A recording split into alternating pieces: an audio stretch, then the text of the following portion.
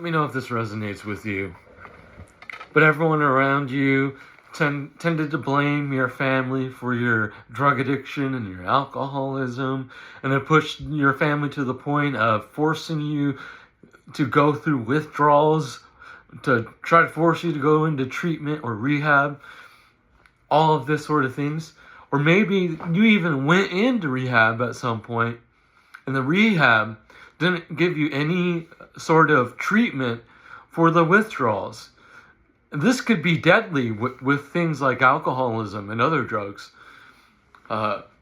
which is exactly what happened to me. And the only reason I survived, get this, it was because of the other drug addicts around me.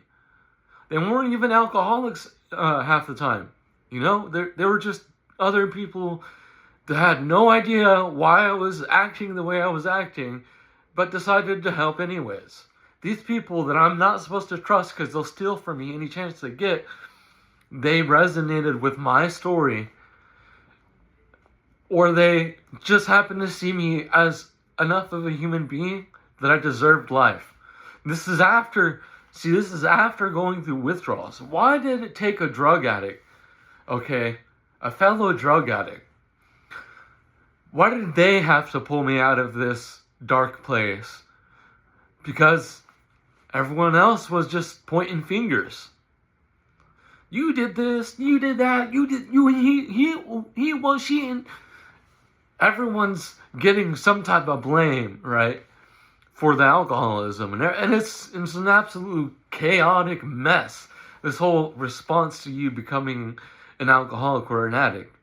And yes, they often have a point. Sometimes the family you're around is toxic, and there is this struggle to cope with a toxic family. Yes, that does happen.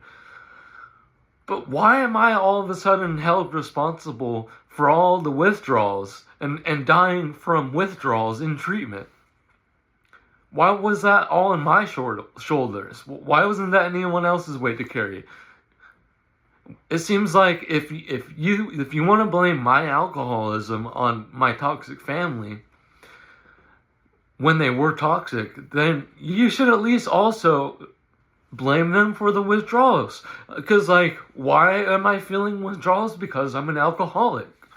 I can't withdraw unless I'm an alcoholic. So that's my 2 cents. If people have done something similar like that to you, I'm hoping that you had a similar experience to mine, which is they eventually opened up a little bit. They started to see things a little more clearly, and it helped me a little bit, even if they weren't trying to help me in doing that. But anyway, yeah, that's my 2.